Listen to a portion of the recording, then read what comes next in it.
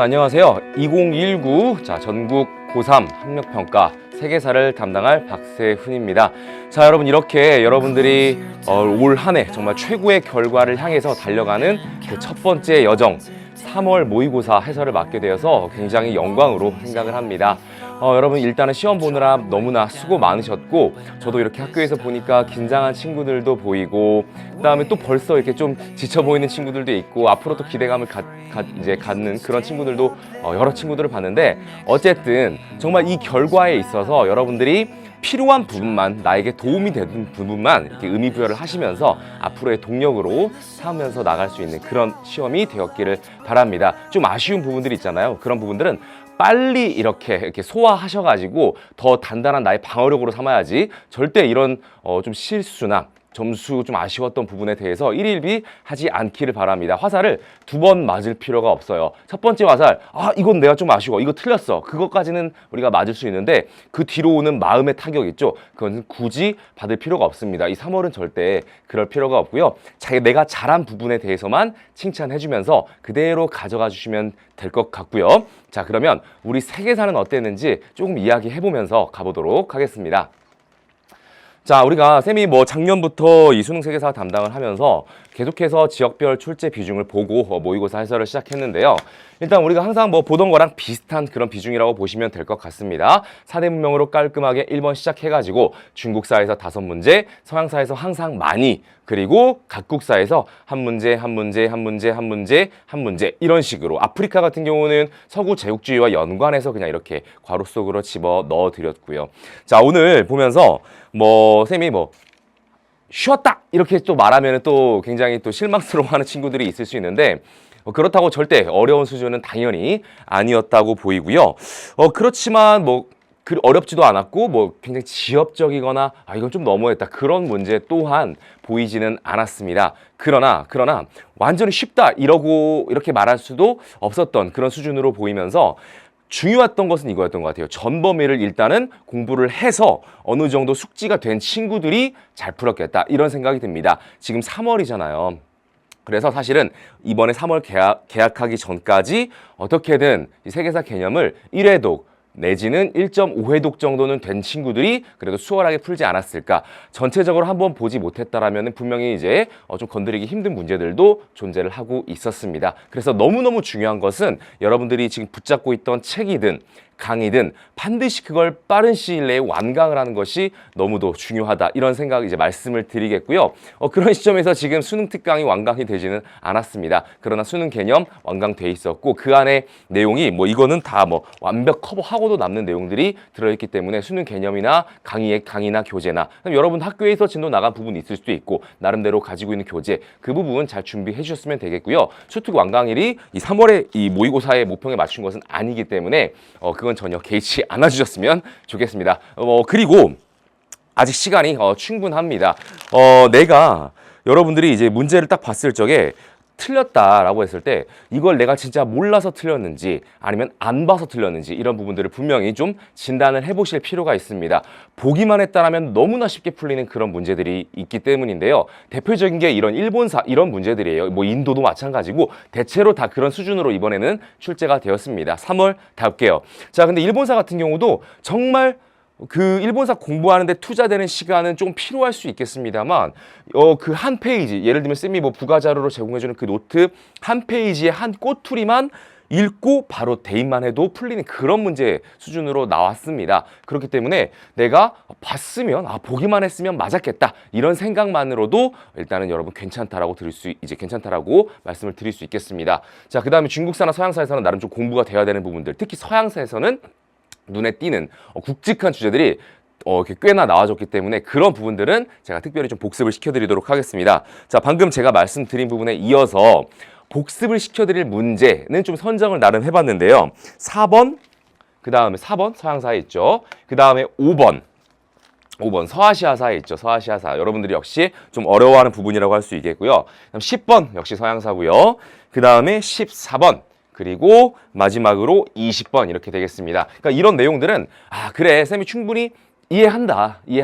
왜냐하면 이것은 단지 1회에도 강의 한 번 이렇게 듣고는 바로 문제 대입해가지고 수월하게 풀기까지가 쉽지는 않을 거야. 이것은 분명히 1.5에서 2번 이상은 좀 공부를 하고 숙지가 돼 있는 친구들만이 잘 풀었을 것이며 스토리 라인도 잡혀 있어야 풀 수 있는 그런 문제들입니다. 그래서 이런 부분들은 오늘 단순히 답을 찾아주는 것이 아니라 복습을 좀 시켜드릴 수 있는 그런 기회로 삼고자 하고요. 이걸 제외한 문제들은 정말로 이 키워드 나오면 세계사만의 특징이죠. 이 키워드 나오면 이 문제, 이 정답, 이 키워드 나오면 이 주제, 그렇게 풀리는 문제들이었다고 보시면 되겠습니다. 자, 그러면 본격적으로 1번 문제부터 풀이를 시작해 보도록 하겠습니다. 자, 다음 유물을 남긴 고대 문명에 대한 설명으로 옳은 것은 항상 1번 문제, 가볍게 우리 4대 문명에서 출발을 해보고 있는데요. 자, 유물 카드가 나왔고 첫 번째 수메르인이 나왔습니다. 이 수메르인 보고도 바로 이거 무슨 문명이구나 찾는 학생들 있을 수 있겠습니다. 수메르, 아카드, 아무르인 이런 사람들이 있겠고요. 그다음 더 결정적인 것이 길가메시 서사시가 나왔습니다. 현세적인 특징을 보여주는 현세의 삶을 강조하는 그런 메소포타미아의 키워드가 있죠. 그것을 보여주는 게 바로 길가메시 서사시 나왔고요. 쐐기 모양 말 그대로 그래서 쐐기 문자라고 하는데 요것도 있고 이게 어디에 기록되어 있는가 점토판 요것도 잘 나오고 자 그 다음에 밑으로 내려와서 현세적 삶이 다시 한번 강조가 되고 있습니다. 자 그래서 지금 이 부분은 메소포타미아 문명이라는 것을 어떤 친구든지 다 찾았을 거라고 믿어 의심치 않습니다. 자 1번 가볼게요. 피라미드를 축조했다. 이집트. 지금 압도적으로 1번 문제에서 이집트 아니면 메소포타미아가 번갈아 가면서 출제가 되고 있는데 제가 누누이 매번 해설 강의 해드릴 때마다 하는 말씀이 그렇다고 이번 수능도 항상 메소포타미아나 이집트 무조건 둘 중에 하나일 거야. 이런 생각은 좀 접어두고 가시는 게 좋습니다. 이게 예측이 어느 정도 가능한 유형이 가장 많은 게 세계사랑 과목이긴 하지만 또 그 안에서 계속 이렇게 변두리라는 게 존재하지 않고 있어요. 점점 골고루 이제 모든 부분에서 나올 수 있기 때문에 예를 들면 여기에 중국의 상나라가 나올 수도 있겠고 아니면은 서양의 크레타 문명이 나올 수도 있겠고 얼마든지 1번 포지션이 바뀔 수도 있다라는 점을 말씀을 드립니다. 2번 만우법전을 펼쳐나였다. 이것은 힌두교의 아주 중요한 경전이 되겠죠. 즉 인도 쪽 이야기가 되겠고요. 황허강 유역 바로 중국. 지구라트라는 신전을 세웠다. 정답 되겠습니다. 이집트에 피라미드가 있다면 메소포타미아의 지구라트. 그다음 하라파의 계획 도시를 건설하였다. 모헨조다로나 하라파 하면 역시 인더스 문명이 되겠습니다. 1번 문제 풀었고요. 다음 2번 문제 가보겠습니다. 다음 건의를 수용한 황제에 대한 설명으로 옳은 것은 보통 역시 2번 포지션에 꼭 이쪽이 잘 나와요. 진나라 아니면 한나라 2번 포지션을 많이 차지하고 있는데요. 자 지금 백가의 학설이 분분하여 설마 이것 보고 나왔다. 제자백가 춘추전국 하면서 이런 식으로 갔는데 이상하네 춘추전국 뭐랑 관련 이렇게 되는 그런 귀염둥이들은 없겠죠. 더 읽어야죠. 그래서 위로는 통일을 견제하지 못해 법제가 자주 바뀌고 아래로는 지켜야 할 바를 알지 못합니다. 육아의 학술이 아닌 것은 모두 금해야 됩니다. 즉 국가 통치 운영의 원리는 육아를 바탕으로 해야 한다. 라고 누가 말하느냐?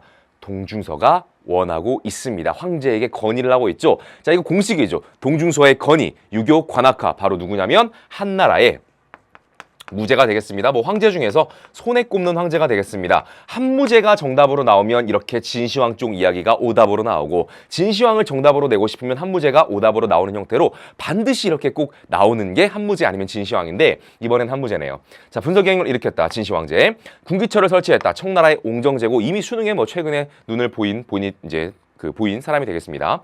3번 자금성을 건설했다. 중국 역대 황제들의 거처가 되겠고 청나라 마지막 황제까지 거처를 했었죠. 근데 만들어진 것은 명나라의 영락제. 4번 장건을 대월제에 파견했다. 왜 파견했습니까? 바로 흉노를 견제하기 위해서 동맹을 맺고자 파견했습니다. 성공했습니까? 실패했습니까? 결렬되기는 했지만은 그 과정 속에서 사막길이 개척이 되었다. 자, 이거 장건 바로 이 한무제 때 이야기가 맞죠? 정답 4번 되겠고요.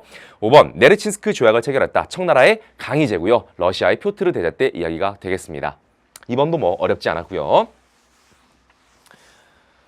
자, 그 다음 3번 가보도록 할게요. 자, 이 시점에서 지금 중국사가 연달아서 나오고 있는데 제가 드리고 싶은 말씀은 아무리 아직 어떤 한 강의를 완강하지 못했고 세계사 모든 범위, 뭐 아프리카까지 완벽하게 지금 전 그 범위를 다루지 못했다고 하더라도 서양사, 중국사만큼은 당연히 돼 있고 3월 달로 들어왔겠죠. 그럼 그 상태에서 서양사는 아직은 서양사가 아직은 좀 흐름이나 이런 게 완벽하지 않아 이해할 수 있어요.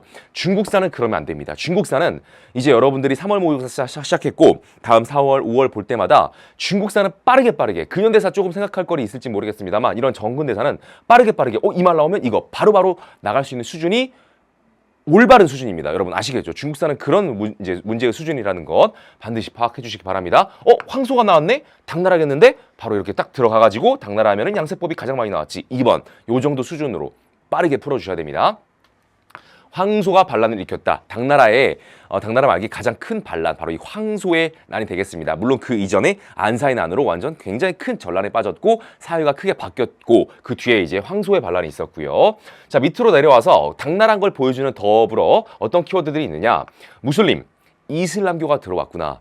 경교, 자, 이 부분은 크리스트교의 일파가 되겠죠. 네스토리우스파 경교 이런 식으로 부르는데 굉장히 국제적인 그런 성향을 띠고 있던 나라, 바로 당나라라는 것을 알 수가 있습니다. 자, 1번 교초가 발행되었다. 자, 이거 원나라죠. 2번 양세법이 시행되었다. 정답 맞습니다. 안사의 난 이후의 변화 과정 속에서 양세법 대두가 되었고요. 양세법을 만약에 이제 문제로 내고 싶다면은 자세를 기준으로 삼아 이런 표현이 나오거나 아니면은 여름과 가을 두 차례 징수를 했다 이런 표현으로 양세법을 끌어내고 안사의 난이 더불어서 제시가 될 수도 있겠죠. 자, 그래서 양사의 난이 이제 양사의 난이라니 양세법이랑 안사랑 합쳐서 말했네요. 양세법이 나온 김에 더 우리가 가져가야 될 것이 뭐냐면 부병제 대신 이제 모병제, 그쵸? 그다음 더불어서 균전제, 질서가 무너지고 개인의 토지 사유를 인정하게 되는 장원의 모습, 장원의 성행 이런 키워드들이 같이 묶어서 나올 수 있겠죠. 정답은 어쨌든 2번이었고요. 당나라 정근대사가 출제될 때 이 당나라에서는 압도적으로 많이 나오는 게 바로 이 안사의 난과 양세법 이때의 이야기가 되겠습니다. 3번 반량전이 주조되었다. 이거 진나라 때의 통일화폐가 되겠습니다. 4번 공행무역이 설치되었다. 지금 실시되었다라고 했는데 혹시나 그런 친구 없겠죠. 자, 이 공행이라고 하는 것은 청나라 후기 서양과의 교역을 전담하였던 관으로부터 허가를 받은 특허 상인들이 되겠습니다. 독점적인 그런 지위를 가지고 있었고 굉장히 폐쇄적인 형태였기 때문에 서양의 입장으로서는 이 공행무역을 타파하는 것이 그들의 과제였다. 이런 내용으로 우리가 공부를 하면서 근현대사, 아편전쟁 이렇게 들어가게 되는 건데 이때 공행이 이제 있었던 곳이 바로 광저우란 말이죠. 설마 여기 광저우란 말을 보고 4번으로 가는 그런 귀염둥이들 역시 없었을 거라고 믿습니다. 5번 회관과 공소가 설치되었다. 상인 조합이고요. 동양인, 도업인 조합이 되겠습니다. 명나라, 청나라 때 공이 해당되는 내용이 되겠습니다. 자, 당나라에서 출제가 되었습니다. 정답은 2번 되겠고요. 자, 다음으로 가 인물에 대한 설명으로 옳은 것은 바로 이 4번 아까 제가 시작하기 전에 말씀을 드렸습니다. 이 4번 같은 경우는 좀 복습을 시켜드리는 그런 문제로서 제가 오늘 픽 이렇게 해왔다라고 말씀을 드렸는데 일단 읽고 시작해 보도록 하겠습니다. 가의 승리 기념 대회. 자, 해서 땡땡령 땡땡년. 자, 장소 로마. 로마라고 그냥 일단은 알려줘 버렸습니다. 그다음 다양한 전차 경주와 검투 경기 뭐 이런 부분들 친숙한 로마 하면 떠오르는 그런 키워드들 맞고요. 자, 이 대회는 크라수스의 사망. 자, 이 크라수스가 지금 우리 친구들이 이름이 들어올까 안 들어올까 제가 조금 궁금한데요.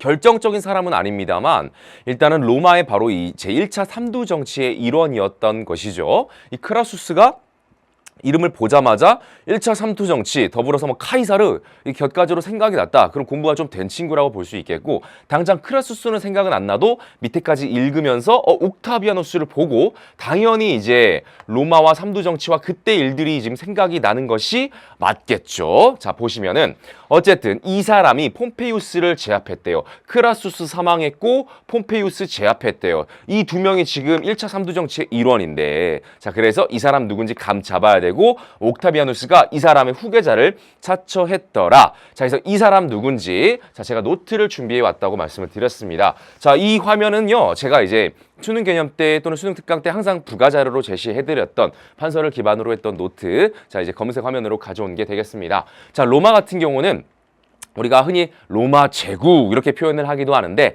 일단 그 제국으로서의 이제 발전을 하기 전에 공화정 단계를 거칩니다. 물론 그 전에 우리가 그렇게까지 유의미하게 보지 않는 왕정 시기도 있었으나 일단은 공화정부터 보고요.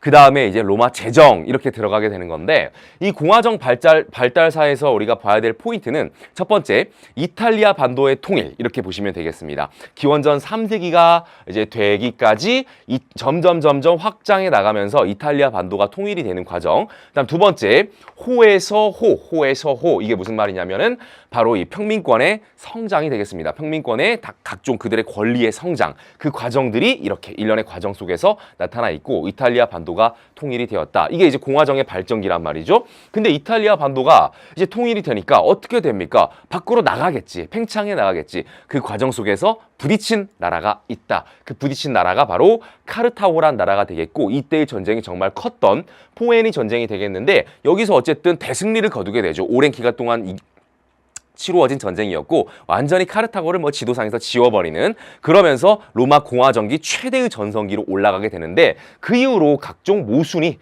터져 나오게 된다. 이 부분을 쌤이 마이너스 요인이라고 보았습니다. 값싼 곡물 어디에서 정복한 지역에서 노예 어디에서 정복한 지역에서 이런 것들이 들어오면서 로마 사회의 근간이 되어야 할 자영농이 몰락해버리는 겁니다. 경쟁이 안 되거든. 값싼 곡물과 노예 유입을 바탕으로 대농장을 소유한 바로 라티푼디움을 경영하고 있는 귀족들의 상대가 안 되거든. 근데 자영농이 몰락하는 이런 모습을 보면서 이런 그라쿠스 형제는 가만히 있지 않았다. 이거 위기거든. 로마의 위기가 될 수도 있다. 그래서 개혁을 추진했으나 역시 언제나 이런 순간의 개혁이라는 것은 누군가가 가지고 있는 것을 분배를 해야 되는데 그런 부분들이 당연히 잘 안 되고 결국에는 권력 투쟁이 심화되면서 굉장히 혼란스러운 시기로 가게 되었다. 공화정이 지금 암울한 모습을 보이기 시작했고요. 그 과정 속에서 정말 진압하기 어려웠던 이런 반란도 있었고요. 이런 반란을 진압하는 과정 속에서 유력한 군인 정치가들이 성장했고 그들이 정치적으로 연합돼 있는 형태가 있었으니 그것이 바로 삼두정치다. 세 명의 거두가 되겠는데요. 1차 삼두정치 폼크 2차 삼두정치 레안옥 이렇게 돼 있겠습니다. 여기까지가 지금 공화정이 되는 건데 지금 문제에서 나온 부분이 어디예요? 크라수스 죽고 폼페이우스 물리쳤다. 그럼 카이사르 가리키는 거라는 거 알 수 있고요. 그 카이사르가 어떻게 됩니까? 여러분 어떻게 됐어요? 결국 공화파에 의해서 살해를 당한단 말이죠. 그 뒤에 이제 대두되었던 사람이 바로 요 두 사람 안토니우스와 옥타비아누스가 되겠는데 그 사이에서 이제 그 대결에서 승리를 했던 것이 옥타비아누스가 되겠습니다. 자, 그 옥타비아누스가 결국엔 로마의 실질적인 재정을 열어서 이때부터가 이제 로마 재정이 출발하게 된다라는 것이지요. 옥타비아누스 너무너무 잘 나옵니다. 너무너무 잘 나오고요. 스스로는 프린캡스를 자처했으며 원로원으로부터 아우구스투스라는 존엄한 자라는 칭호를 받았다. 그리고 쭉쭉 발전하다가 벌써 이 재정이 위기를 겪게 되고 이 다음은 제가 굳이 PT를 가져오진 않았습니다만 디오클레티아누스, 콘스탄티누스 로마 재정의 위기를 다시 한번 극복해보자고 하는 극복해보고자 했던 여러 황제들이 나타나게 된다. 이게 이제 로마사의 기본적인 내용들이 되겠죠. 자, 그래서 카이사르인데 카이사르 내용만 제가 알려드리려고 한 게 아니라 로마 이 부분은 쌤이 이해한다. 바로 머릿속에 방금 쌤이 했던 이 흐름이 안 튀어나왔을 수도 있겠다. 그래서 복습을 좀 시켜드린 겁니다. 자, 가볼게요. 크리스트교를 공인했다. 이것은 아까 역시 재정 후기에 한번 좀 로마를 다시 한번 좀 회복을 시켜보자. 그런 조치가 되겠죠. 밀라노 칙령이 되겠고요. 이 부분은 콘스탄티누스 대제가 되겠죠. 국교화는 테오도시우스고요. 도피원 추방제를 마련했다. 이것은 아테네의 클레이스테네스. 1차 삼두정치를 이끌었다. 정답 됐고요. 4번 유스티니아누스 법전을 편찬하였다. 6세기 비잔티움의 유스티니아누스. 그 다음 5번 정복지에 알렉산드리아를 건설한 건 말 그대로 알렉산드로스 됐습니다. 자, 방금 설명드렸던 노트가 되겠고요. 자, 이제 5번 문제 갑니다. 이 5번 문제 또한 제가 노트를 첨부해드려서 복습을 좀 시키고 가겠다라고 선정한 그런 파트 되겠습니다. 가 왕조에 대한 설명으로 옳은 것은 자, 볼게요. 4대 칼리프인 이때 이 칼리프라는 것은 무함마드가 죽은 이후에 그의 어떤 통치력 이런 부분들을 이제 말 그대로 그 정통성을 이어갈 수 있는 공동체가 인정한 종교적 지도자를 의미하게 되는 건데 4대까지는 간 거야. 어떻게? 선출을 통해서 세습이 아니라 선출을 통해서 갔는데 그때 그 알리가 4대 칼리프가 피살되면서 이제부터 세습 시대로 가게 되는 겁니다. 세습 시대로. 이 시점에서 이 부분에 반발한 사람들이 무슨 파? 시아파로 나왔고 대다수는 순위파다. 자, 되겠습니다. 자, 그러면서 수도는 다마스쿠스다. 자, 그러면서 제가 뭐 수능 개념 때나 특강 때나 한 글자씩 이렇게 중복되는 게 있다. 자, 그래서 이 왕조가 뭐냐면은 우마이야가 되겠고요. 우마이야란 왕조가 오래가지 못했던 이유는 바로 아랍인들만 너무 우대하고 비아랍인들을 차별했기 때문이다 하면서 아랍어를 공용어로 삼았다. 뭐 이런 내용들 나오고 있기도 합니다. 우마이야거든요. 자, 그러면은 사실은 정답은 바로 찾을 수 있겠으나 복습하고 다시 와서 정답을 찾도록 하겠습니다. 자, 7세기 너무나 세계사 속에서 의미 있는 세기가 되겠습니다. 이슬람의 창시가 된 세기 7세기가 되겠고요. 무함마드가 창시를 했다. 여기에 뭐 세부적인 내용들 지금 다 읽어줄 것은 아니라고 생각이 되고요. 일단은 확장된 부분까지만요. 아라비아 반도까지 들어왔고요. 이슬람의 이 팽창이요.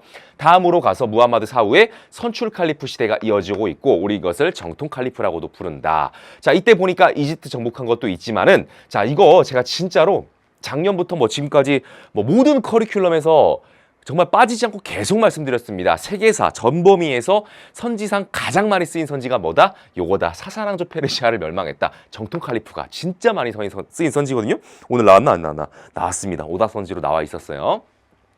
자, 그랬는데 사대 칼리프 알리가 피살되면서 끝났고 세습으로 이어갔으니 그것이 바로 우마이야가 되겠다. 내용 굉장히 많아 보이긴 하지만 생각보다 그렇게 많은 내용으로 뭐 이렇게 물어보지는 않습니다. 자, 보니까 시아파랑 수니파 분립된다는 얘기는 말씀을 드렸고요. 수도 다마에서 마자 중복되는 부분. 그 다음에 팽창이 아주 뭐 대단했습니다. 이때 팽창 보니까 아라비아 반도에서 왼쪽으로 가면은 아프리카가 나오죠. 그 아프리카 북부를 휩쓸어요. 그래서 오늘날 아프리카 북부의 많은 나라들이 여전히 이슬람이고요. 그 다음에 결정적인 부분, 자, 오늘의 답이 바로 이거죠. 이베리아 반도까지 진출이 되었습니다. 자, 여러분, 이베리아 반도 하면 떠오르는 나라 두 개, 포르투갈과 에스파냐. 특히 에스파냐 여행 이런 데 가보시면은 이슬람의 정치를 우리가 오늘날도 느낄 수가 있단 말이죠. 물론 이 우마이야 왕조뿐만이 아니라 그 뒤를 이은 왕조도 계속해서 있었기 때문인데요. 더 들어갈 수도 있었어요.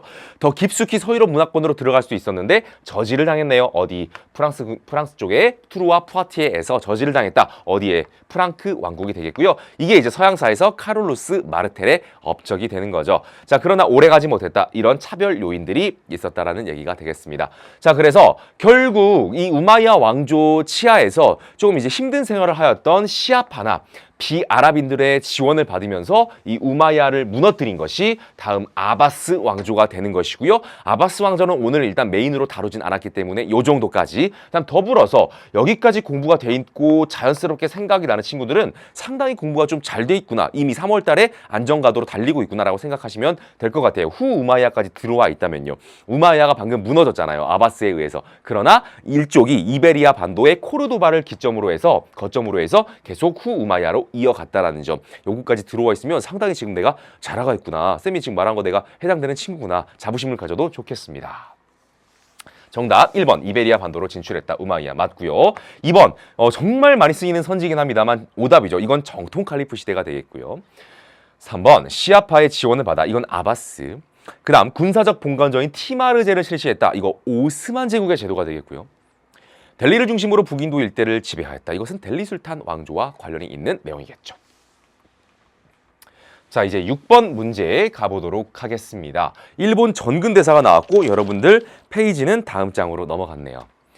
교사의 질문에 대한 학생의 답변으로 가장 적절한 것은, 자, 여러분 일단은 단적으로 말씀을 드리면 일본사가 한 문제 정도가 이렇게 지금 배당이 되는 모습을 여러분들이 확인할 수가 있겠습니다. 그런데 그 일본사도 우리가 전근대사나 근현대사 이렇게 크게 구분을 해서 공부를 할 수가 있는데, 그래도 나온다고 하면 근현대사가 출제될 확률이 훨씬 더 높고 메이지 유신 쪽에 무게중심이 있어요. 그러나 전근대사가 이렇게 나올 수 있겠고요. 전근대사가 나오면 사실은 굉장히 쉽다라는 것, 키워드 그냥 대입만 하면 되는 그런 파트가 되겠습니다. 자, 그러면 볼게요.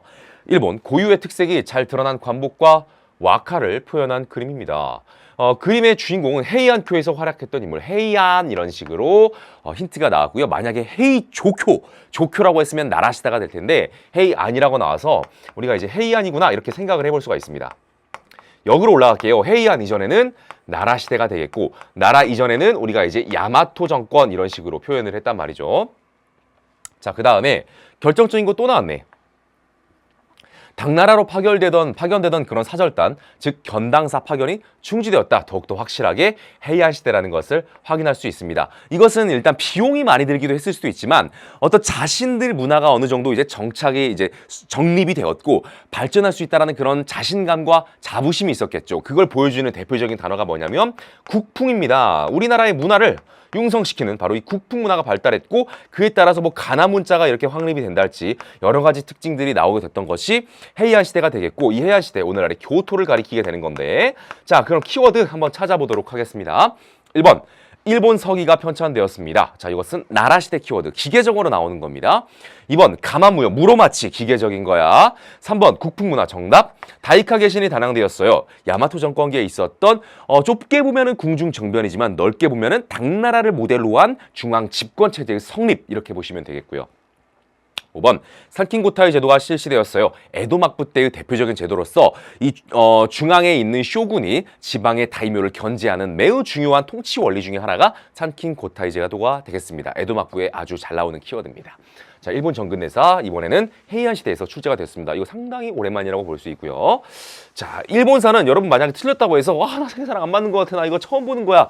처음 봐서 그렇습니다. 이거는 진짜 공부하는데 방금 일본 정근대사 공부하는 게 솔직히 30분도 안 걸릴 수도 있고 그것만 보고 들어가도 바로 풀리는 문제라는 거 꼭 알아주셨으면 좋겠습니다. 7번 가볼게요.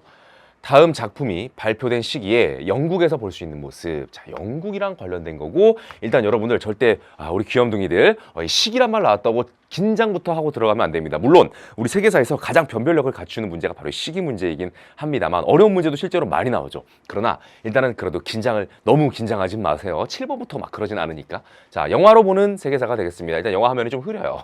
요즘 날씨 같아. 자, 해체 장소로 끌려가고 있는 저남 테메테로이다. 테메레르호는 돛을 달아 풍력을 이용하는 범선으로 몰라. 자, 트라팔가르 해전에서 이렇게 나왔습니다. 그래서 친구들이 트라팔가르 해전이란 말이야? 자, 넬슨이 막 생각이 나면서 영국 vs 프랑스. 특히 프랑스에서는 누가 떠오른다? 나폴레옹 이렇게 이제 나오면 되겠지요. 해서 해군을 물리친 추역이었다. 자, 그러나 30여 년 뒤 검은 굴뚝에서 연기를 뿜어내는 증기선 어쩌고 저쩌고 이렇게 나오는데 자, 여러분이 이 시기라는 말을 보고 이제 바로 그냥 색안경을 끼면서 긴장 상태로 문제를 풀어버리면 이렇게 될 수 있어요. 자, 여러분 맞춰보세요. 이 문제는 과연 무엇을 물어보는 문제일까요? 라는 것인데요. 자, 보세요. 이 문제는 1번 트라팔가르 해전을 물어보는 문제입니다. 1805년에 있었던 트라팔가르 해전을 물어보는 문제입니다. 그러면 이거 굉장히 공부가 많이 된 친구만 할 수 있어요. 1805년이 어떻게 생각이 나? 지금부터 벌써. 그쵸? 제가 분명히 이 시기 공부할 때는 1805년보다 1806년을 훨씬 더 강조했거든. 자, 그 다음 2번. 과연 이 문제는 무엇을 물어보는 걸까요? 자, 산업혁명 문제입니다. 산업혁명 문제입니다. 이 둘 중에 뭘까? 자, 보시면은요. 자, 여기에다가 이제 밑줄을 치면서 이거 트라팔가르 해전 가지고 푸는 문제야 라고 할 수도 있으나 사실은 초점이 뭐냐면 밑으로 내려와서 이런 검은 굴뚝이에요. 검은 굴뚝에서 연기를 뿜어내는 이거 혹시 시사적인 문제인가? 요즘 우리나라 날씨와 관련해서 그래서 검은 굴뚝에서 연기를 뿜어내는 증기기관을 이용한 증기선 자, 끌려가는 처지가 되었다. 이를 목격한 윌리엄 터너는 이듬해 이 작품을 발표하였다라고 했습니다. 자, 이 둘 중에 이 문제는 무엇일까? 이제 이 문제는 둘 중에 어떤 것을 물어보는 걸까요? 라고 했을 때 바로 이거를 물어보는 것이다. 요거를. 그래서 사실 이것까지 알았으면 좋았겠죠. 영국의 산업혁명이 18세기 후반부터 이미 여기는 19세기 초로 넘어갔기 때문에 한창 산업혁명이 계속 진행될 때라는 걸 알 수가 있기 때문에 괜히 막 트라팔가르에 꽂혀가지고 막 이상한 생각하시면 안 된다는 얘기고요. 1번. 대연장에 서명하는 국왕 13세기 영국의 존왕이 되겠고요.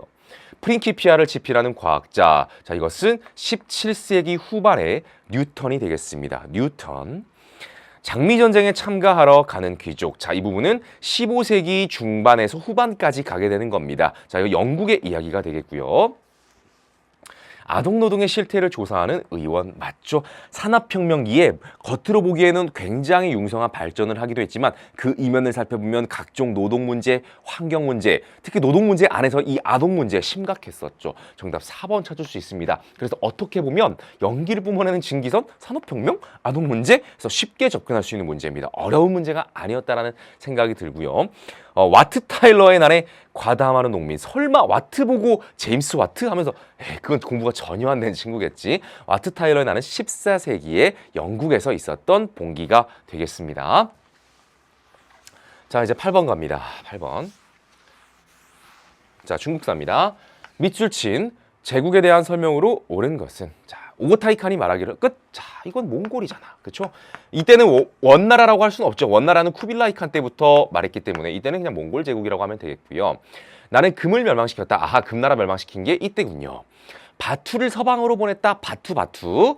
자, 또한 우리 사신들이 빨리 이동할 수 있고 온갖 필수품들이 원활하게 운반될 수 있도록 제국에 역참을 설치했다. 아, 역참이란 키워드까지. 그래서 몽골에 대한 많은 키워드들을 이미 주셨습니다. 1번 부병제를 시행했다. 자, 이 부분은 이제 토지를 지급받는 균전제를 통해서 토지를 지급받는 대신 군역의 의무를 지어야 했다는 것이죠. 이것은 수나라 당나라 때까지 안사의 난으로 무너지고 모병제 성행하기 전까지 있었던 제도가 되겠고, 2번 만한 병용제를 운영하였다. 자, 이것은 만주인과 한족을 함께 등용하겠다. 이거 청나라죠, 청나라. 3번 이갑제, 명나라 되겠습니다. 명나라. 북명관, 남명관. 자, 이것은 요나라, 거란족의 요나라 되겠고요. 이중 지배 체제. 그 다음에 5번 천호제. 그러니까 백호장, 그 다음에 천호장 이런 식으로 십진법 단위로 편제가 되어서 군사 조직을 거느리게 하고, 그런 리더들의 자제를 캐식이라고 하는 칭위대로, 칸의 칭위대로 삼아서 굉장히 몽골의 정복 활동의 기반이 되기도 하였다. 그래서 칭기스칸으로도 굉장히 많이 나오는 게 이 백호 천호제가 되겠는데, 이번에는 또 오고타이 칸을 끌어와서 설명을 해주셨네요. 정답은 5번 이렇게 찾을 수 있었겠고요. 그 다음에 만약에 좀 공부가 됐는지 또 테스트 키워드 하나 날려볼게, 쌤이. 뭐가 있냐면 이런 거요. 바투 보면 혹시 떠오르는 한국이 있는가? 무슨 한국? 자, 바로 킵차크 한국까지 떠오르게 되면 공부가 좀 잘 됐다, 많이 됐다 이렇게 생각하시면 되겠습니다. 훌라고도 나중에 나오잖아. 훌라고는 일한국, 바투는 킵차크. 자, 이제 9번 가보겠습니다. 가 국가에 대한 설명으로 옳은 것은, 가 국가에 대한 설명. 자, 가볼게요. 이 문제도 제가 공부가 한 번 조금 더 됐다 이런 키워드 날릴 수 있는 게 하나 있어. 자, 볼게요. 비스마르크를 해임하고, 일단 비스마르크가 나왔기 때문에 나라 찾는 것은 어렵지 않습니다. 뭐 프로이센이라고도 할 수 있겠지만 뭐 시기적으로 쭉 읽어보니까 이것은 프로이센이라고 할 수는 없고요. 이미 통일이 되었던 독일이라고 보시면 되는 거고요. 독일. 자, 적극적으로, 물론 더 엄밀히 따지면 독일 제국 이렇게 하면 됩니다. 독일 제국. 해외 식민지 획득 경쟁에 나선 가을 황제는, 아하, 이 모습을 보니까 스토리가 생각이 나면 너무나 좋겠는데, 비스마르크는 일단은 통일된 이후에 국제 정세를 현상 유지를 하려고 했던 반면, 이제 비스마르크를 해임하고 뜻이 맞지 않았던 그 황제, 이 황제 같은 경우는 아니야.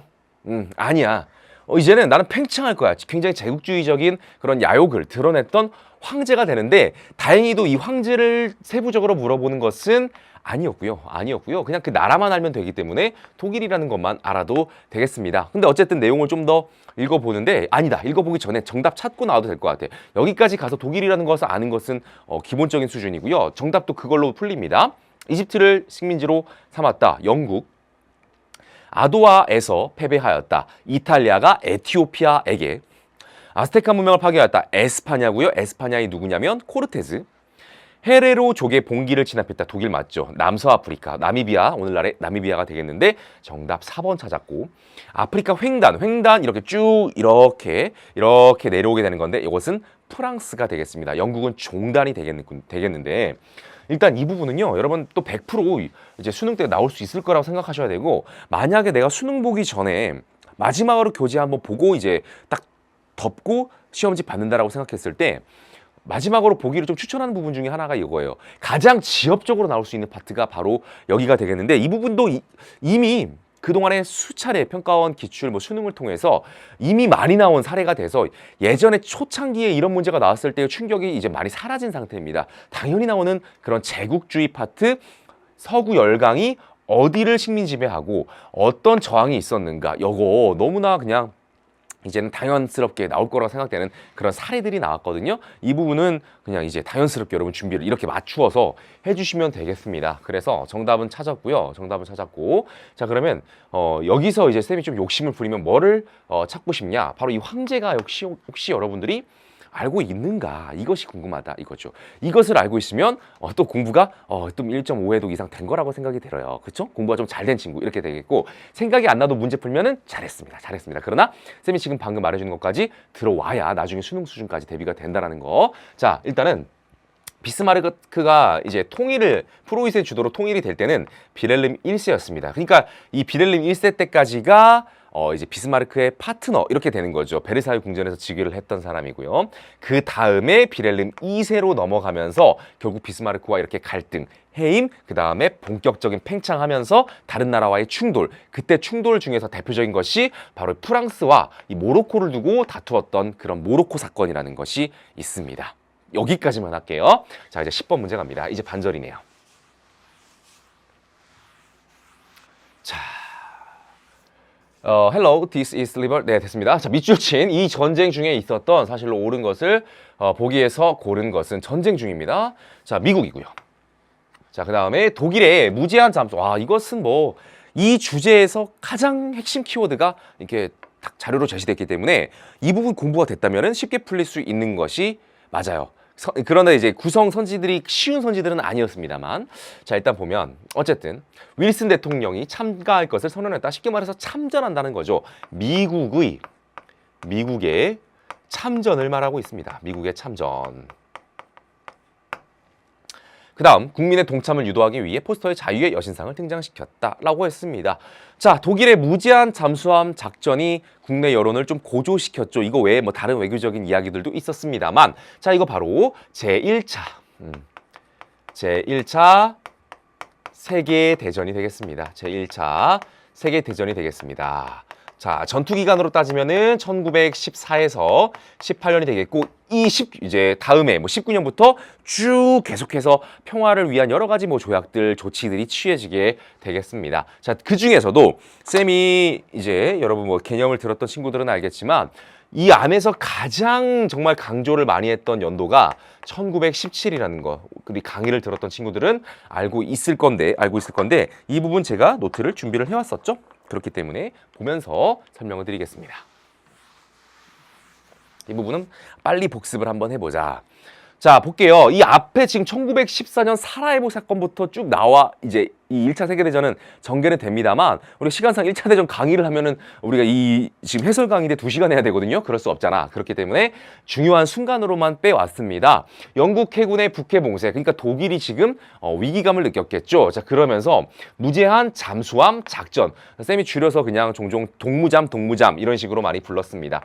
독일의 무제한 잠수함 작전. 이게 이제 1917년 이전에도 잠수함을 통한 공격이 있었는데, 이제는 뭐 대대적으로 선포를 해버리는 겁니다. 자, 그랬더니 이미 이런 경험이 있었던, 무슨 경험? 잠수함 때문에 미국인이 죽은 그런 일이 있었거든, 이 미국에서. 근데 이런 부분 때문에 참전 여론이 고조되어 같은 17년 4월 미국의 참전이 결정이 된다. 자, 근데 왜 쌤이 1차 대전 중에 17년을 가장 강조하느냐? 전쟁의 변화를 이끌어온 그런 해이기 때문에 매우 중요한 포인트가 되는 해예요. 자, 보세요. 미국뿐만이 아니라 러시아에서는 혁명이 터지네. 그럼 전쟁 제대로 수행하기가 힘들겠지, 이 나라 자체가. 그러다가 나중에는 아예 빠져버리게 됩니다. 11월 달엔 이제 빠져버리게 되는 이런 모습이 납니다. 이제 안 빠질 수가 없어. 왜냐? 나라가 바뀌었어. 나라가 바뀌었습니다. 자, 이때 러시아가 빠질 때의 조약이 바로 무슨 조약이냐면, 러시아가 독일을 비롯한 이제 상대 국가들을 개별하고 개별적으로 단독 강화 조약을 맺었는데, 용어가 어렵죠. 브레스트 리토프스크. 근데 이게 주관식이 아니잖아요. 우리 수능 문제가 주관식이 아니라 이 특수용어들은 쌤 같은 경우에는 그렇던데, 이런 특수용어가 오히려 더 쉽더라고요. 저 같은 경우 일반적인 문장 이런 게 외우기 어렵지, 특수용어는 그냥 딱 이렇게 더 들어오지 않나, 주관식이 아니니까. 자, 그래서 브레스트 리토프스키 조약을 통해서 러시아가 전선에서 이탈하게 되면서 서구 열강들이 저 러시아 배신자 이런 식으로 굉장히 이제 안 좋아하는 그런 계기가 되기도 하는데, 자 어쨌든 러시아 빠졌어. 이것 때문에. 이게 지금 정답으로 하나 나왔죠? 다음 동맹국. 오스만도 독일 편이었구나. 근데 이거 이제 참전하면서 오스만이라는 나라도 망해가지고 오늘날의 새로운 터키로 변하는 그런 계기가 되기도 하고요. 이런 나라들이 있었는데 다 항복했고요. 독일 보니까 독일 내부에서 반란이 일어났네요, 군인들의. 그 다음에 혁명을 통해서 결국에는 아까 쌤이 소개시켜드렸던 비에르린 미세가 퇴위하고요. 바이마르 공화국이 만들어진다. 독일도 그러니까 자연스럽게 전쟁에서 결국에는 끝나게 되는 거죠. 휴전까지 갔잖아. 자, 이 내용 지금 보시면 알겠지만 여기에서 선지하나 여기에서 선지하나 이런 게 바로 이제 여러분 바로 적중이다라고 볼 수 있는 거죠. 깔끔하게 여기서 하나씩 선지가 나왔다는 것이죠. 자, 그래서 보시게 되면 자, 대서양 헌장이 발표되었다. 2차 대전의 키워드고요. 사실 쌤이 1차 대전 때는 17년을 강조를 한다면 2차 대전 때는 여러분 이게 41년이거든. 1941년이거든. 이걸 굉장히 강조를 해요. 자, 그다음 노르망디 상륙 작전이 전개되었다. 이건 44년이고요. 프랑스 수복에 있어서 매우 중요한 아주 대표적인 전투죠. 2차 대전이고요. 3번 이제 디귿 맞고 리을 맞다. 방금 다 노트에서 보여드린 거 아니겠습니까? 자, 이렇게 해서 정답 찾았고요. 다음 갑니다. 11번이요. 각 국가에 대한 이제 페이지 3페이지로 넘어왔습니다. 파이팅! 자, 각 국가에 대한 설명으로 옳은 것은 자, 볼게요. 식민 통치를 위해 설치한 페루 부항령이다. 페루 여러분 이제 오늘날의 남미 쪽에 있는 나라죠. 페루 부항령에 속했던 포토시에서 포토시라고 하면은 이제 광산으로 세계사에서 종종 이렇게 등장하는 그런 이제 광산으로 유명한 곳이 되겠는데 이건 또 오늘날의 볼리비아 쪽이란 말이죠. 자, 볼리까지만. 자, 어쨌든 이거 라틴 아메리카 쪽 이야기가 나오고 있네 이렇게 생각할 수 있어. 근데 보니까 그걸 통치한 나라야. 그쵸? 그곳을 식민 통치한 나라고 왕을 이렇게 또 더구나 가장 유명한 왕을 이렇게 제시를 해 주었습니다. 에스파냐죠. 에스파냐 절대왕정을 상징하는 펠리페 2세가 나왔습니다. 무적함대 시대죠, 이때가. 자, 그러면 1번 가볼게요. 12표법. 이것은 로마가 되겠고요. 폴란드 분할에 참가했다. 이 부분 같은 경우는 폴란드 분할이 만약에 이제 절대왕정기에 나오는 폴란드 분할이라고 하면은 러시아나 프로이센이나 오스트리아가 각기 참가했던 그런 폴란드 분할이 될 수도 있고 아니면 아예 그냥 2차 대전기로 빼버리면 독일과 소련의 그런 야합이 될 수도 있겠고 그런 내용이겠죠. 3번 베르사유 궁전을 건립한 건 프랑스. 스웨덴을 격파하고 발트해로 진출한 거 이 포트르데제 때 러시아. 오늘따라 발음이. 자, 레판토 해전에서 오스만 제국을 격파했다. 정답이 되겠습니다. 이거 16세기 후반이 되겠습니다. 연도 한번 써볼까? 1571년. 그러면서 이제 무적함대의 위용을 이렇게 보여줬다라고는 합니다만 얼마 안 가서 영국한테 격파를 당하게 되죠. 자, 그래서 에스파냐였습니다. 자, 이제 12번 갑니다. 자, 방콕에서 친구가 동남아시아 우리 태국에 있는 도시 아니겠습니까? 자, 땡땡의 이 포스트카드 문제는 또 세계사에서 빼놓을 수 없는 문제라고 할 수 있겠죠. 자, 안녕.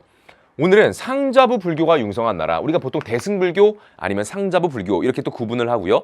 대승불교 같은 경우는 우리 한국 이제 한반도를 포함해서 동아시아에서 주류였고요. 상자부 불교는 바로 동남아죠.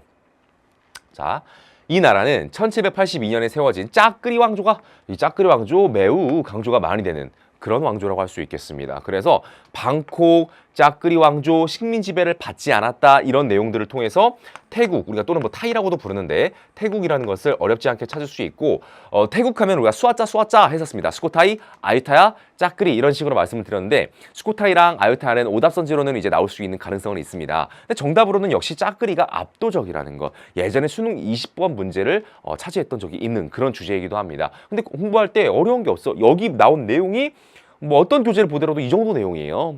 아시겠죠? 물론 살짝 조금 더 붙여야 되긴 합니다만.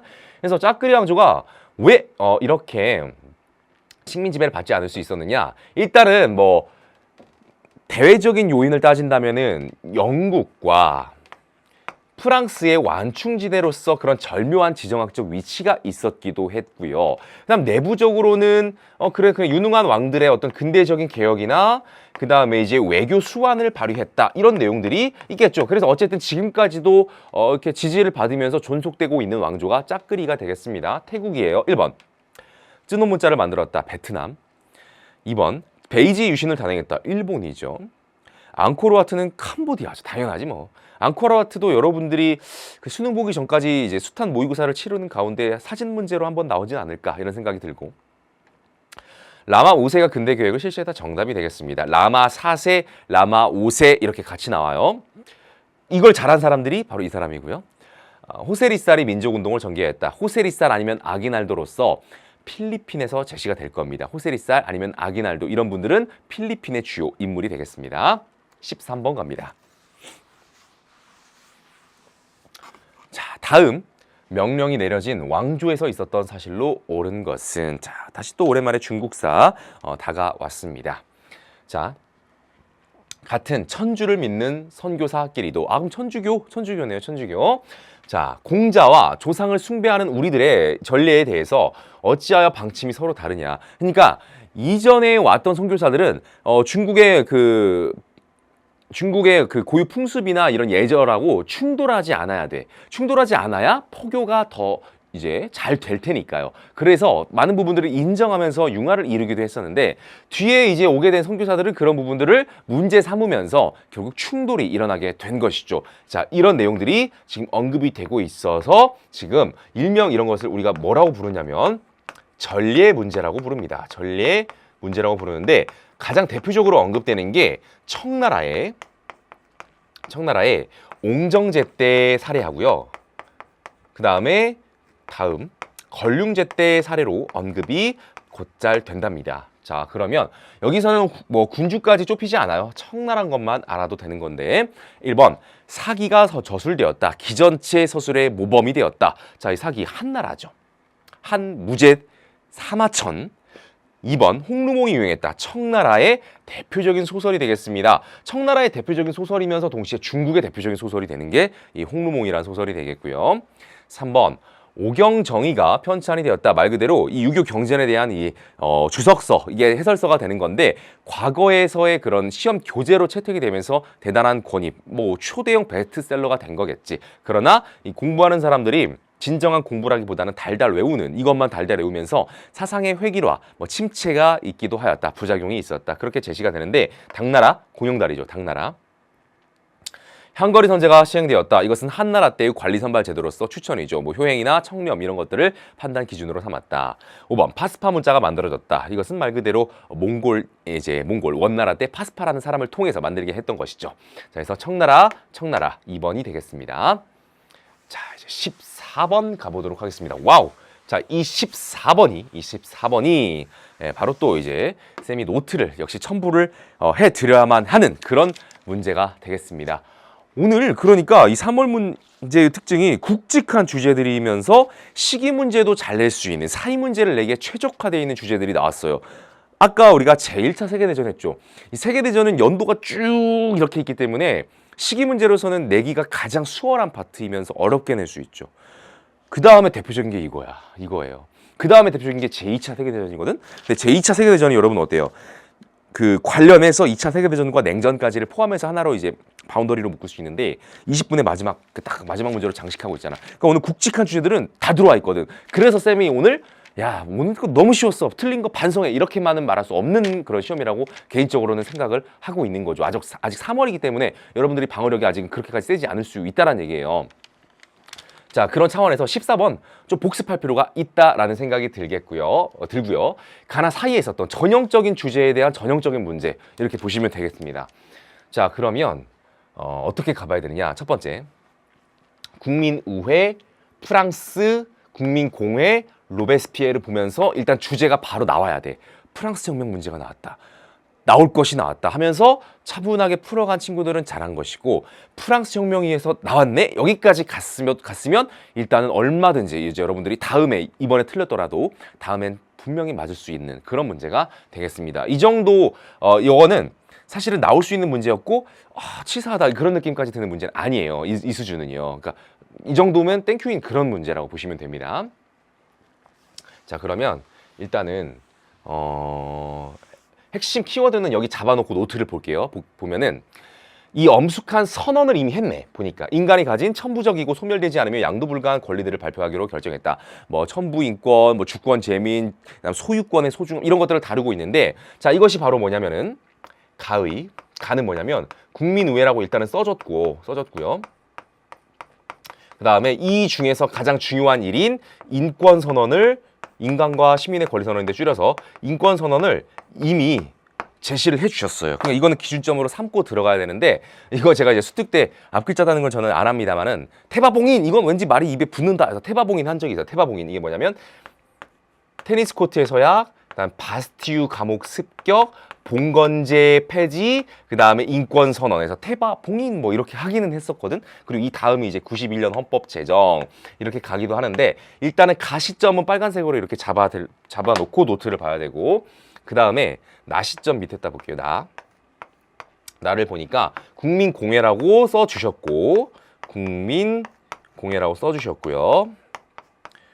중요한 점이 보통은 출제가 될 때 이 국민공예 많이 나옵니다. 만약에 2학년 때부터 모의고사 풀었던 친구들은 프랑스 혁명 문제 나오면 거의 압도적으로 국민공예만 물어봤을 거야. 왜냐면 가장 큰 사건, 가장 임팩트가 컸던 클라이막스 그게 뭐야? 루이 16세를 죽인 거잖아. 루이 16세를 처형한 거죠. 근데 그 내용이 아니야. 보니까 끝날 때야. 로베스피에르가 체포됐네. 아 이건 뭐야? 국민공예도 사실상 국민공예 시대가 끝날 때를 의미하는 거죠. 그 다음에 그게 테르미도르라는 것까지 언급을 해주고 있죠. 이것이 국민공예 끝자락에 있는 줄일게요. 테르미도르 반동이 되겠습니다. 테르미도르 반동. 로베스피에르가 이제 몰락하게 된 실질적으로 프랑스 혁명이 1차적으로는 여기서 스탑 이렇게 된 그런 내용이 되겠는데 가나 기준점을 잡았죠. 그러면 노트 보겠습니다.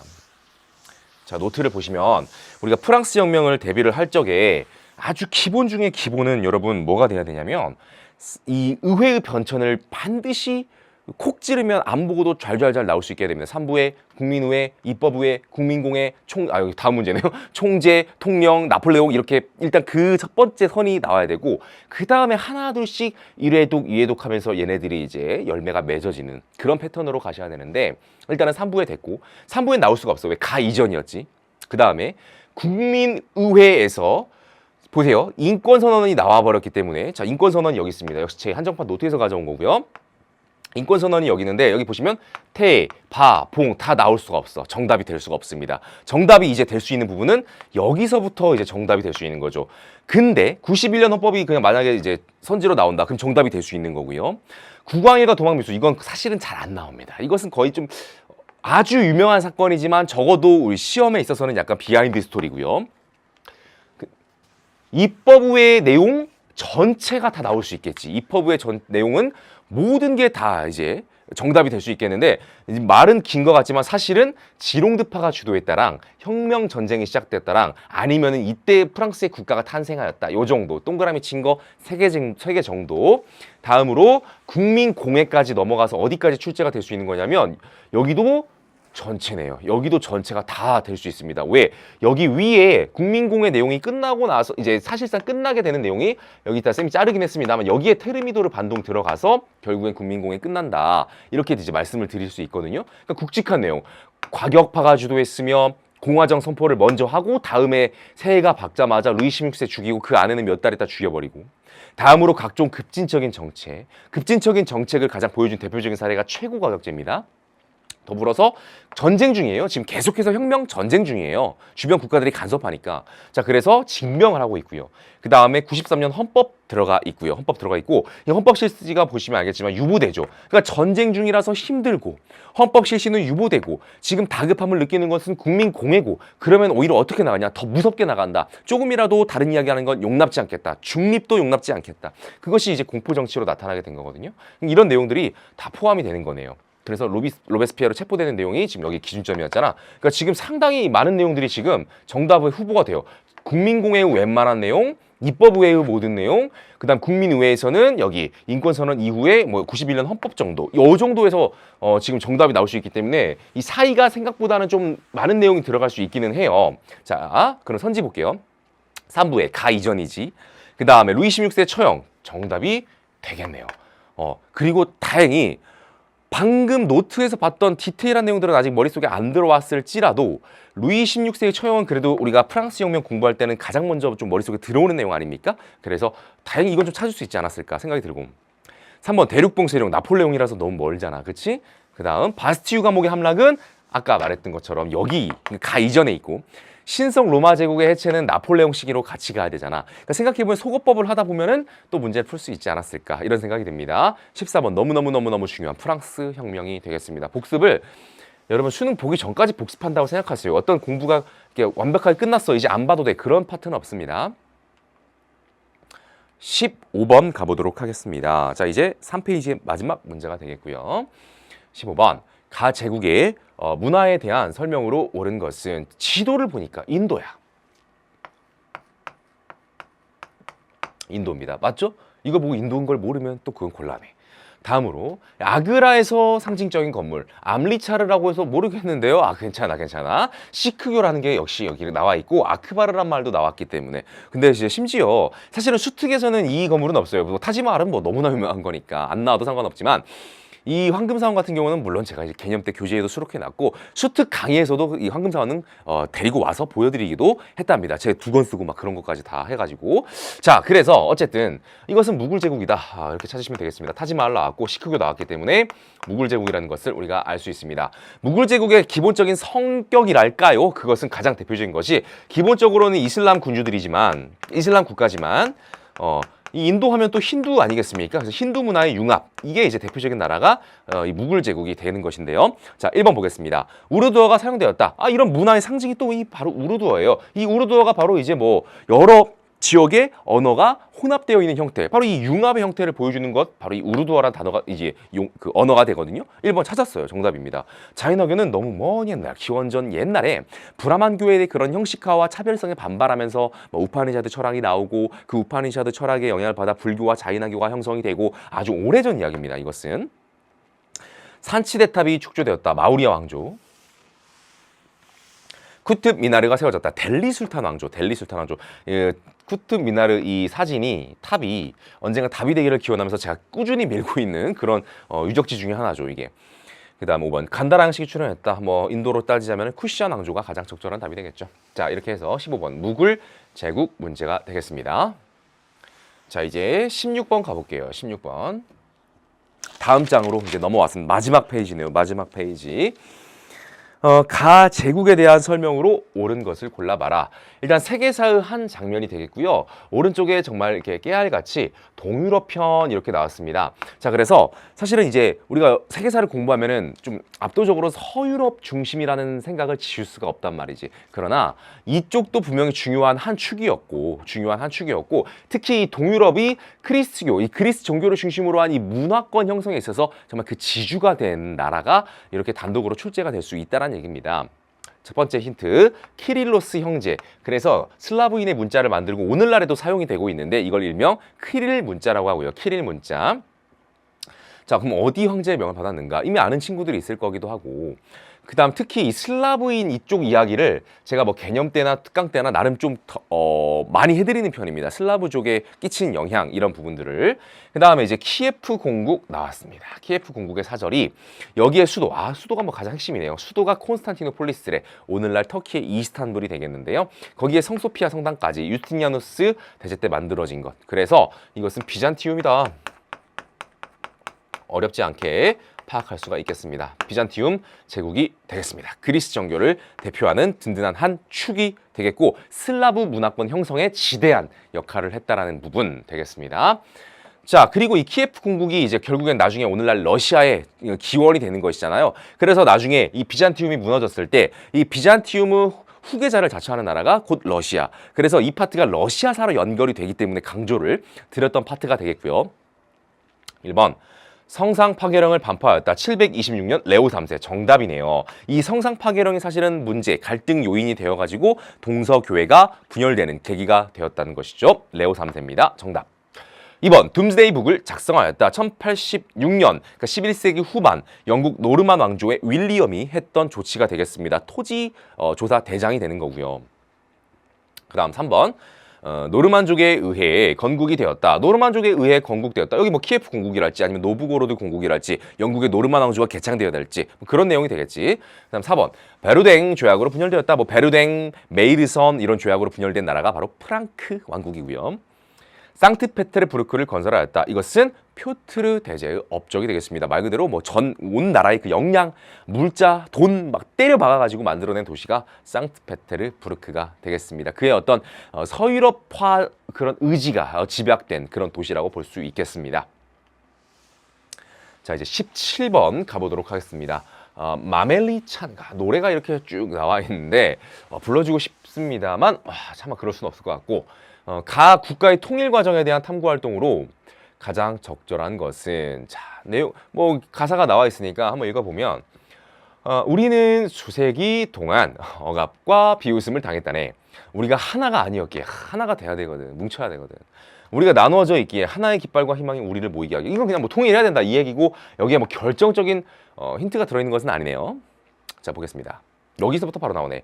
마치니가 나왔네요. 마치니의 애국심에 깊이 감명받아 가해 통일을 염원한 마멜리는 이 곡을 작사하였다. 그 다음 두 번째, 그는 프랑스의 2월 혁명 직후, 2월 혁명이라고 하면 프랑스에서 굉장히 중요한 주제가 되겠고 유럽에 끼친 영향도 큽니다만 1848 2월 혁명이 되겠고요.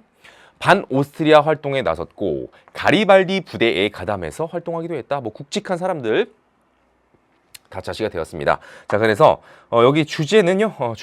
당연히 이탈리아 통일이 되겠네요. 이탈리아의 통일이 되겠고 이탈리아 통일에 있어서 이제 여러분 유명한 사람들 여기 뭐 지금 2명이 제시되었으니까 남은 사람들 같이 한번 언급해 보도록 하겠죠. 해봅시다. 첫 번째, 마치니는 본문에 써 있었고 그 다음 두 번째 언급되는 사람이 사르데냐 왕국의 재상이었던 카보우르. 그 다음에 이제 세 번째가 가리발디. 네, 가리발디 되겠습니다. 가리발디. 그러면 이렇게 끝나면은 살짝 또 아쉽단 말이죠. 그러면 이제 뭐가 추가되면 좋냐면 결국 이제 통일됐을 때 이탈리아가 여러분 뭐가 돼요? 왕국이거든요. 이탈리아 왕국의 왕은 누구냐면 이 카보르와 함께 그 사르데냐에 있었던 사람으로서 사르데냐의 왕이 통일 이탈리아의 왕국의 왕이 됩니다. 그 사람이 바로 비토리오. 다 쓰진 않을게요. 비토리오 에마누엘레 2세가 되는 겁니다. 그래서 이 사람까지도 사실은 생각이 났다라면 공부가 역시 저와 함께 좀 된 거라고 볼 수 있겠습니다. 자, 그러면 자, 선지를 볼게요. 1번. 요크타운 전투의 결과를 알아본다. 요크타운 전투 1781년으로서 바로 이 영국으로부터 이 식민지 아메리카, 미국이 사실상 이제 큰 승리를 거두면서 독립을 기정사실화하게 되는 나중에 83년에 파리 조약을 통해서 승인을 받죠. 자, 이것은 그쪽 내용이고 카보우르가 시행한 정책을 파악한다. 카보우르 그대로 이렇게 출제가 되었죠. 그래서 정답은 2번이 되겠습니다. 사르데냐 왕국의 재상으로서 바로 이제 국력을 증강시키는 거죠. 산업을 진흥시키고 이러면서 통일 이탈리아의 주역이 바로 이 사르데냐라는 세력이 되겠고 남부에서 치고 올라온 게 가리발디인데 어떻게 헌납을 통해서 통일이 이루어지게 되는 것이죠. 정복한 지역을 헌납하면서. 멋있는 사람이지. 3번. 한자 동맹을 주도한 도시를 조사한다. 이것은 말 그대로 북독일 도시들이 되겠습니다. 리벡, 함부르크, 브레멘 뭐 이런 도시들. 그다음 4번 제1차 인클로저 운동의 발생 배경. 뭐 이거 인클로저 운동이라고 하면 여러분 역시 그 목양 사업, 이제 양모 산업이 굉장히 이제 유행을 하다 보니 양을 이제 대규모로 이렇게 목양 사업을 하기 위해서 힘없는 농민들을 토지에서 내쫓고 울타리를 쳤던 그런 현상을 말하는 것이지요. 자, 그래서 이것은 직접 상관이 없죠. 5번 데카브리스트의 봉기. 이 부분은 러시아의 자유주의 운동이 되겠습니다. 근데 이제 진압을 당하게 된 거죠. 러시아죠, 러시아.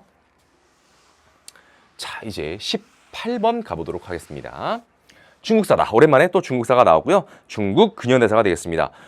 중국 근현대사를 한번 외쳐볼까요? 아태양 변희광신, 아태양 변희광신. 써보자. 써볼게요. 자, 태, 양, 변, 광신 이렇게 됐는데 그동안에 쌤이 뭐 작년까지는요 이 광을 보통 뺐었어요. 그래서 그냥 아태양 변희신 이렇게 해서 이제 말씀을 많이 드렸거든요. 그게 더 입에 좀 착 붙는 것 같아서. 근데 이번 수능 특강 교재에서 좀 강조되는 부분이나 이런 부분들을 좀 면밀히 보면은 여기는 이제 또 독립을 시켜둬도 되겠다 이런 생각이 들어서 이제는 아태양 변희 광신으로 이제 광신 이렇게 하도록 하겠습니다. 아편전쟁, 태평천국운동, 양무운동, 병법자강운동, 의화단운동, 광서신정, 신해혁명입니다. 청나라 만국의 과정이라고 보시면 되겠습니다. 청나라 만국의 과정이고 100% 이 안에서 나온다 이렇게 생각하시면 됩니다. 아시겠죠? 100% 이 안에서 나온다. 자, 이번에는 신해혁명이 나오게 되는 거죠. 신해혁명이랑 관련된 주제가 나왔다 이렇게 보시면 됩니다. 이 안에서 꼭 나온다. 자, 그러면 볼게요. 우리들이 청왕조를 타도하자, 만주족을 몰아내자. 이게 이제 민족이 되는 거죠. 한족 국가의 회복인 거죠. 자, 그 다음 군주제를 전복한다. 공화정으로 가겠다. 그런 내용들이 되겠고요. 제가 주장하는 삼민주의 가운데 민권, 그래서 민족, 민권, 그 다음에 토지와 관련해서 민생 이런 부분들을 생각하는 건데 그것이 바로 순원의 삼민주의죠. 그래서 지금 순원 선생 손문이죠. 순원이 출제가 되었습니다. 자, 1번 가보도록 할게요. 북벌을 완성했다. 다시 한번 혁명 이후에 군벌의 난립, 위기에 처한 중국 누가 다시 통일할 거냐? 장제스. 순원 사후에 이루어진 일이고요. 그 다음에 2번 태평천국을 세웠다. 태평천국이요. 홍수전. 시안 사건을 일으켰다. 이 사람 이름 바로 떠오르는 것. 이것도 키워드. 이 정도까지 바로 떠올랐다. 공부가 좀 된 친구. 공부가 더 된 친구. 장쉐량입니다. 장쉐량. 장쉐까지만 쓰자. 2차 국공합작에 큰 영향을 끼쳤죠. 변법장악 운동을 추진하였다. 캉유웨이, 량치차오 이런 사람들. 5번 중화민국 임시 대통령으로 취임했다. 이게 순원이죠. 이게 순원이죠. 그럼 정식 제1대 초대 총통은 누구냐? 안타깝게도 혁명이랑은 정말 거리가 먼 인물 위안스카이가 되면서 이상한 상황으로 가게 되는 거죠. 자, 그래서 정답은 5번 되겠습니다. 순원이고요. 19번 가보도록 하겠습니다. 19번이요. 자, 이제 얼마 남지 않았어요. 자, 밑줄 친 우리에 대한 탐구 주제로 가장 적절한 것은 나폴레옹 나왔다. 자, 나폴레옹이 에스파냐, 포르투갈, 그러니까 이베리아 또 나폴레옹이 결국에는 깊숙이 들어갔던 부분. 나폴레옹의 영향력이라는 것은 가히 전 유럽적이라고 보시면 되는 거예요. 이베리아 반도 대부분을 점령했습니다. 뭐 에스파냐에다가 자기 이렇게 형을 앉혀버리고 그렇죠, 왕으로. 지금이야말로 에스파냐인을 몰아내고 자유 콜롬비아 어디 있니? 생각나니? 자, 콜롬비아 정부를 수립할 수 있는 절호의 기회입니다. 라고 했습니다. 그러니까 이게 지금 주제는 뭐가 되냐면 라틴 아메리카의 이제 독립이라는 주제와 결부돼 있다는 것을 확인할 수 있어요. 근데 우리가 이제 라틴 아메리카 독립을 정말 그 교재상 이 부분이 나온 부분으로 찾아가서 보면은 나폴레옹이란 말이 나올 수도 있고 안 나올 수도 있습니다. 교재에 따라서. 근데 이제 이것만 봤을 때 이제 많이 나오는 것이 1823년에 미국의 대통령 멀로의 선언을 통해서 이 사람이 이제 다른 유럽이요, 우리 아메리카 대륙에 간섭하지 말아줄래? 바로 그런 불간섭을 천명하는 그 선언을 통해서 라틴 아메리카의 독립이 굉장히 좀 활기를 띠었다. 이런 내용들이 이제 결정적인 것이 있고요. 그 다음에 또 하나가 바로 이 나폴레옹의 영향이 되겠습니다. 왜? 나폴레옹이 이베리아 반도를 지금 말 그대로 들어가면서 이 이베리아 반도의 국가들이 발등에 불이 떨어져서 멀리 있는 이 자신들의 이 라틴 아메리카 식민지 신경을 소홀히 할 수밖에 없겠지. 그래서 얘네들의 독립운동이 탄력을 받게 되는 그런 내용들이 되겠습니다. 자, 그러면 여기서 지금 골라보면은 3번 시몬 볼리바르의 독립운동, 라틴 아메리카 독립의 해방자, 영웅이 되는 게 바로 이 볼리바르가 되겠습니다. 바로 크리오요 출신이 되겠는데, 크리오요 출신. 자, 그러면 정답은 어렵지 않게 찾을 수 있어요. 그러면 여기에서 우리가 이렇게 끝나면 안 되고, 만약에 시몬 볼리바르가 아니면 누가 나올 수 있느냐? 산 마르틴으로 나올 수도 있다. 문제를 어렵게 내면 선지에다가 산마르틴을 집어넣어 버릴 수도 있다. 자, 그래서 이 시점에서 어느 정도까지만 조금 나가보냐면 시몬 볼리바르가 콜롬비아 나왔죠. 그럼 얘는 이렇게 해봅시다. 볼리바르니까 일단 볼리비아라는 나라의 이름의 어원이 된 거 아닙니까? 그래서 볼리비아 당연히 독립 직접 연관이 돼 있겠고, 자, 그 다음에 같은 비읍을 이어서 베네수엘라라는 나라가 있어요. 그래서 볼리바르, 볼리비아, 베네수엘라 이렇게 약간 비읍 계열로 좀 연결을 시킨 뒤 그 다음에 이제 콜롬비아까지 좀 가보시죠. 콜롬비아 이렇게 한번 잡고요.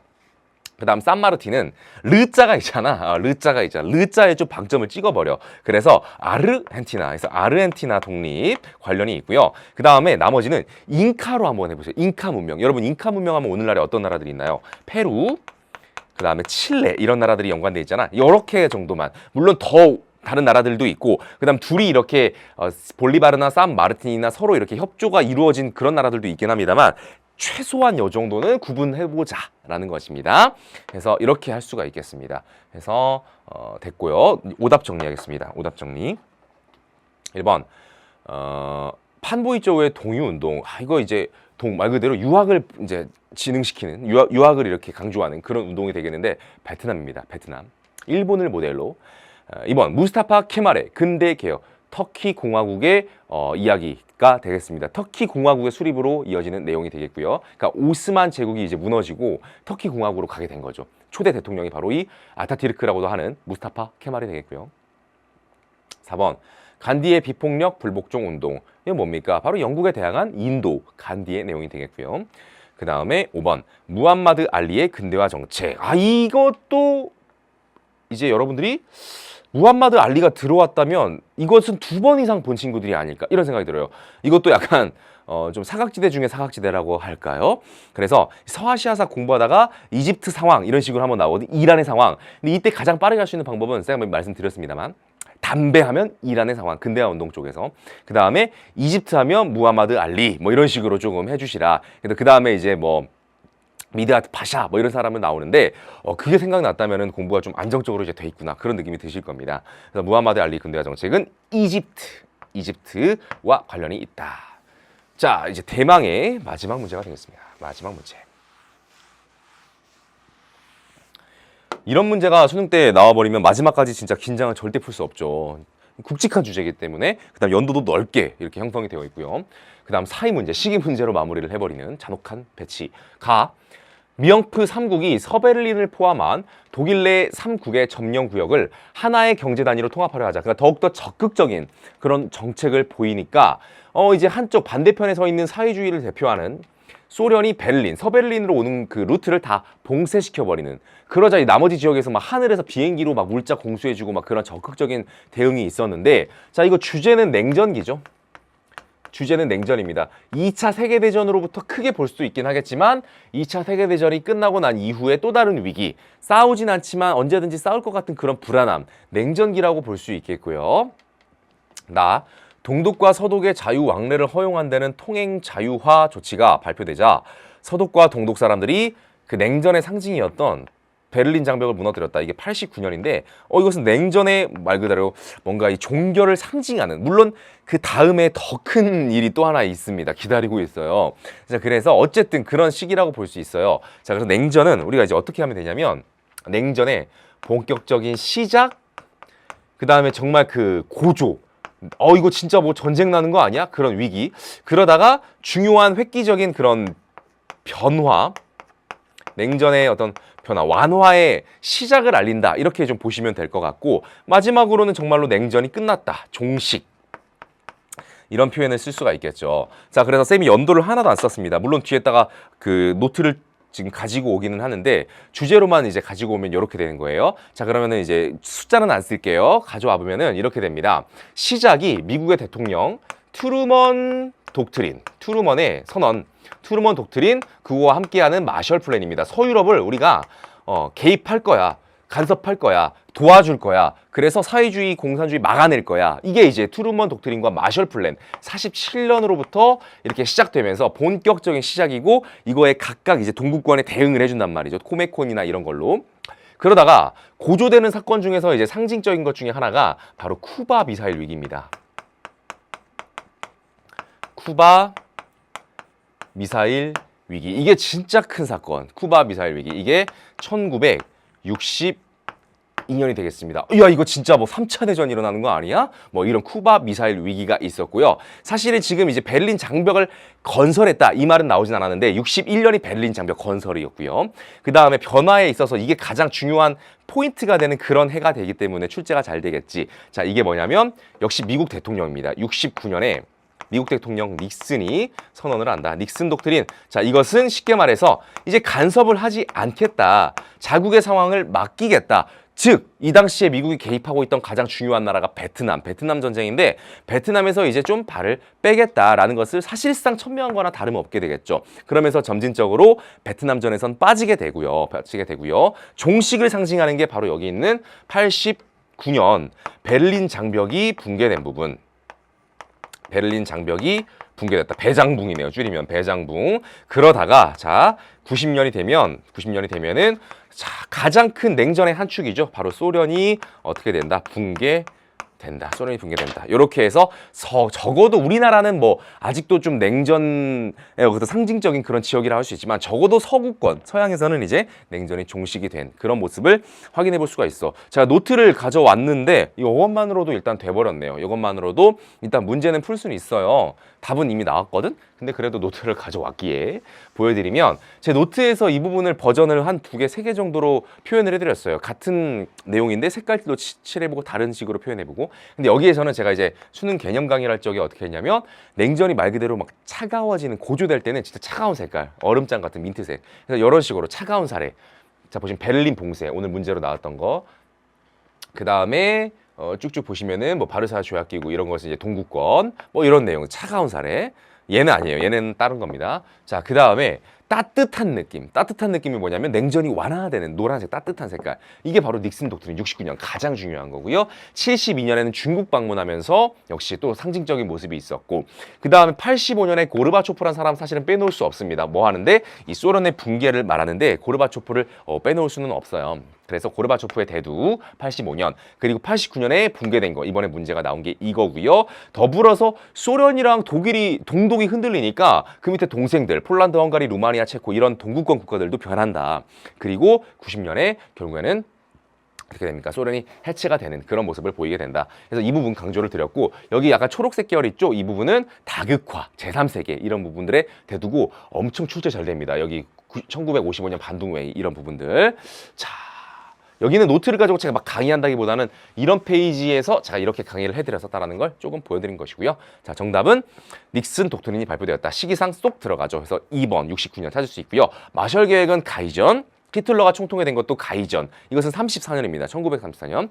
국제연합이 창설되었다. 이거 45년 10월이 되는데 자, 이 부분은 지금 보시면은 가이전이죠. 가이전. 그 다음 세계무역기구가 출범하였다. 1995년이라서 나이후가 되겠습니다. 자, 이렇게 해서 20번까지 모든 문제를 마쳤습니다. 자, 이렇게 해서 사실은 예전에 제가 막 야 이건 진짜 쉬운 회였어 라는 그런 회차가 분명히 있었거든. 근데 오늘은 그보다는 조금 더 공부를 할 필요가 있었고 여러분들이 너무나 또 절망하지 마라. 얼마든지 공부를 통해서 회복할 수 있다. 이렇게 제가 말씀을 드린 그런 회차로 지금 제가 생각을 하고 있습니다.